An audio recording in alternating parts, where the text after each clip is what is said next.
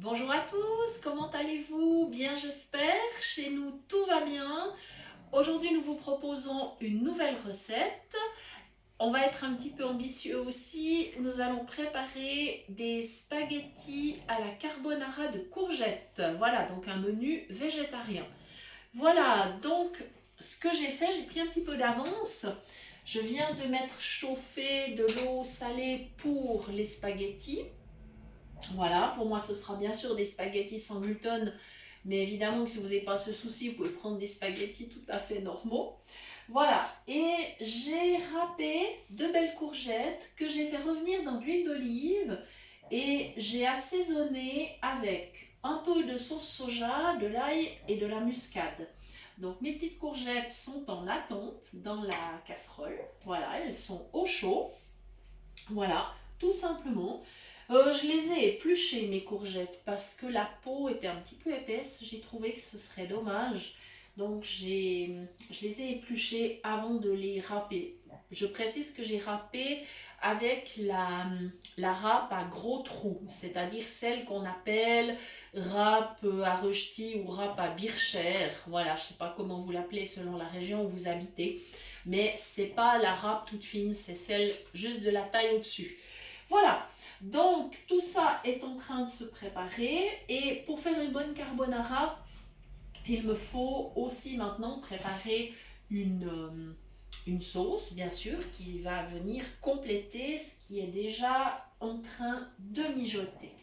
Alors, je vais prendre mon pichet, je crois que je l'ai déjà. Voilà, il est là. Alors, dans mon pichet, je casse 2 œufs. Ça est mon fameux pichet que j'utilise toujours. Enfin, très souvent en tous les cas. Voilà. Un.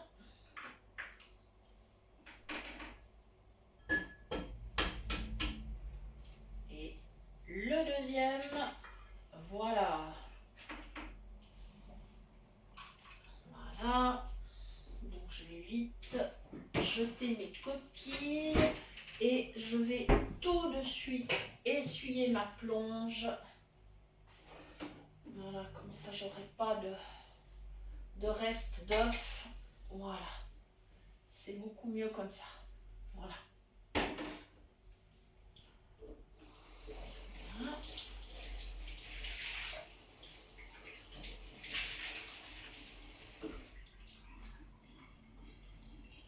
Voilà, comme ça je vais pouvoir venir vers vous à la table. Et j'ai préparé de la crème et du lait.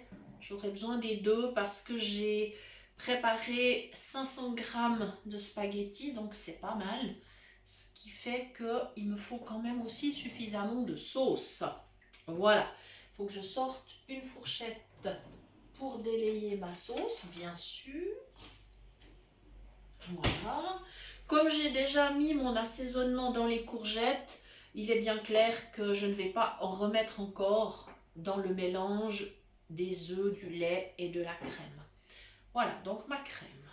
Alors, on va voir si elle veut bien se laisser ouvrir. Je ne sais pas si je suis du bon côté d'ailleurs. Ça n'a pas l'air. Je vais tourner dans l'autre sens. On verra bien. Sinon, je vais m'équiper du petit couteau.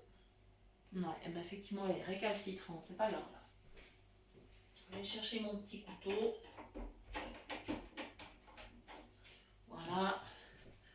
Si vous devez ouvrir une brique de crème, s'il vous plaît, ne faites pas comme moi. Prenez un ciseau. Voilà. Comme ceci.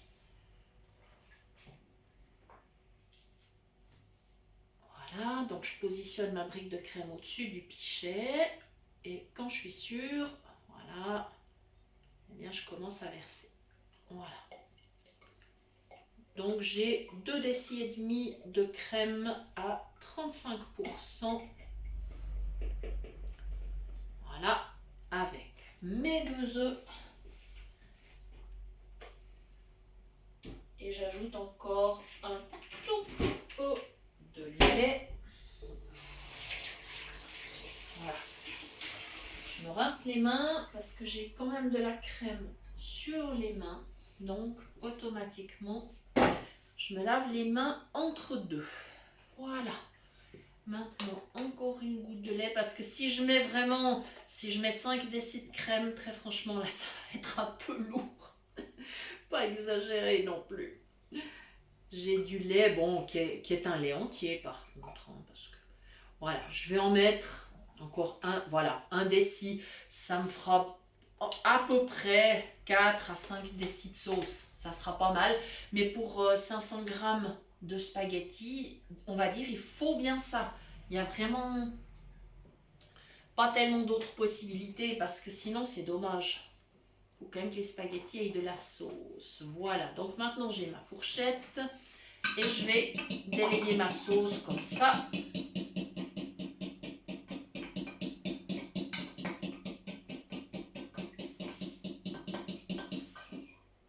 Voilà. Alors il faut quand même bien être sûr que les œufs sont bien mélangés. Et ce qui se passe en fait avec la sauce carbonara, c'est simplement que au moment où on versera la sauce sur les spaghettis qui seront chauds, quand ils seront cuits bien sûr, eh bien les œufs vont un petit peu coaguler. C'est ce qui donnera un peu cette texture crémeuse mais en même temps onctueuse. Voilà. Donc évidemment, c'est une sauce dans laquelle il n'y a absolument pas de farine. Clairement. Voilà, je pense que là c'est ok. Je peux aller ranger mon lait.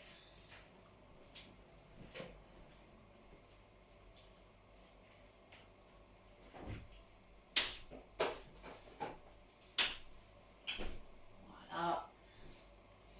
Donc ma sauce à la crème, elle va rester de côté jusqu'à ce que mes pâtes soient cuites. J'ai toujours mes courgettes qui sont au chaud. Je pense qu'elles doivent être maintenant tendres. Voilà. Si elles gardent un petit peu de croquant, c'est bien aussi. Voilà. Mais par contre, je pense qu'elles vont être... je vais aller voir ça. Ah ouais. Là, elles sont très bien.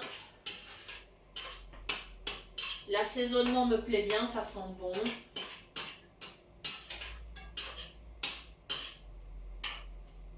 Ah ouais, je trouve ça plutôt bien.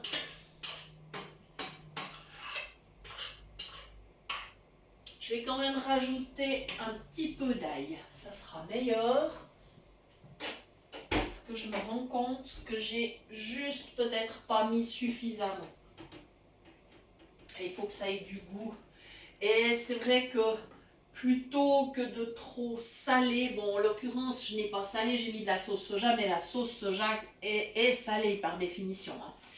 Je préfère mettre des goûts supplémentaires plutôt que d'utiliser trop de sel. Parce que c'est pas idéal, trop de sel c'est pas bien. Et c'est vrai que du sel, il y en a déjà dans plein de produits qu'on utilise, parfois même bien sûr des produits sucrés, et dans les aliments transformés ou pire, ultra transformés, il y a déjà beaucoup de sel. Alors évidemment, c'est pas la peine d'en rajouter de trop. Voilà, j'ai mon eau pour les pâtes qui commence à bouillir, donc c'est bien, je vais pouvoir mettre mes spaghettis en cuisson.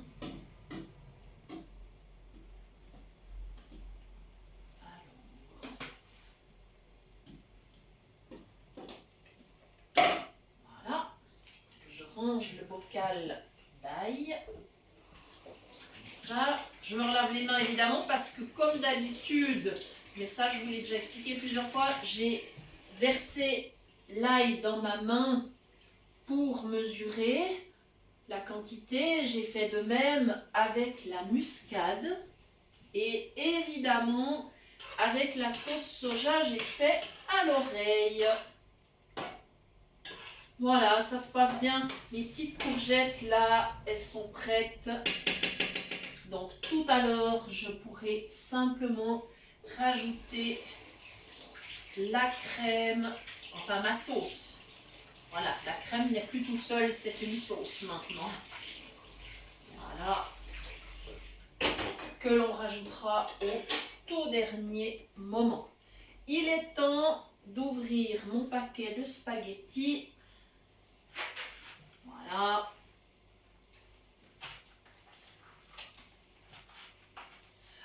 Alors c'est une recette végétarienne. Vous pouvez éventuellement l'adapter si vous, par exemple, si vous devez manger sans lactose ou si vous êtes vegan, par exemple. À ce moment-là, eh bien, vous n'utiliserez, je pense, pas d'œuf, probablement. Et puis, vous pourrez tout à fait remplacer la sauce, enfin la crème et le lait par une crème de soja, lait de soja ou d'amande. Après, c'est à vous de voir. Et puis alors, pour donner l'épaisseur, c'est-à-dire pour remplacer l'œuf que vous n'auriez pas à ce moment-là, vous pouvez mettre un petit peu de purée d'amande, ce serait tout à fait possible. Évidemment, si vous n'avez pas d'intolérance aux fruits à coque, hein, on va être dans cette optique aussi. Mais ça vous redonnerait, on va dire, l'onctuosité qui est apportée par l'œuf dans cette recette-là. Comme quoi, il y a toujours, vous voyez, des alternatives. Voilà, mes petits spaghettis, c'est bon, ils sont dans la casserole. Voilà.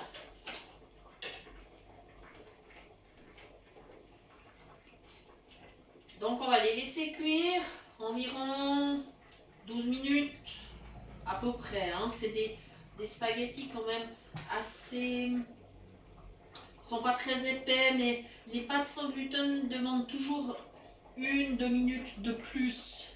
Parce que bien sûr que les farines sont différentes.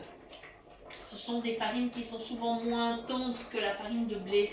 Alors automatiquement, ce sont des pâtes qui cuisent un tout petit peu plus longtemps, mais il faut faire très attention parce que si elles cuisent vraiment trop, ben c'est comme les pâtes traditionnelles, elles se défont évidemment. Hein. Voilà, donc cette recette, si vous êtes intolérant au gluten, intolérant au lactose, si vous êtes vegan, il y a toutes les alternatives possibles, c'est de toute façon réalisable. Hein. Voilà, donc maintenant, on va laisser cuire les spaghettis et quand ça sera ok, quand on pourra aller les égoutter, alors je vous conseille, si vous devez égoutter des pâtes, il faut être très prudent, c'est quand même de l'eau très chaude. Alors, pour prendre la casserole, eh ben, équipez-vous avec les gants et puis pour faire la distance entre votre cuisinière et votre évier où vous aurez mis votre passoire, il va falloir faire des pas assez lents. Il ne faut pas qu'il y ait d'obstacles sur votre passage. Et à la limite, faites-le en 2 temps, c'est-à-dire peut-être poser la casserole dans un premier temps sur la plonge et puis ensuite verser tout doucement dans la passoire les pâtes. Il faut vraiment faire attention, il y a des risques de brûlure. Si vous n'êtes pas sûr de vous, demandez, ben soit si vous avez quelqu'un qui vit avec vous dans la maison, moi je vais demander à mon mari en l'occurrence de le faire. Sinon, allez frapper chez vos voisins, je pense qu'il y a sûrement quelqu'un de bienveillant près de vous qui sera d'accord peut-être de venir égoutter vos pâtes. Ne prenez pas de risque. Voilà. Et puis quand ça sera donc prêt, quand les pâtes seront égouttées, on va les remettre dans la casserole. On ajoutera les courgettes et on versera ensuite la sauce à la crème et on remettra sur le feu juste une minute 30 pour que ça chauffe et que la sauce ait le temps quand même de trouver justement son onctuosité. Voilà, je crois que je vous ai donné toutes les indications nécessaires pour cette recette. Je vous rappelle que vous pouvez nous écrire à l'adresse suivante, cuisinepratique@mail.ch pour toute demande de recette ou si vous souhaitez recevoir les liens des prochaines vidéos. Merci à toutes les personnes qui se sont déjà abonnées. Vous êtes de plus en plus nombreux, donc merci beaucoup, beaucoup. Merci de nous suivre. Ça nous encourage énormément à continuer. N'hésitez pas à demander des recettes. Et nous vous souhaitons une agréable journée, un bon appétit. Merci beaucoup.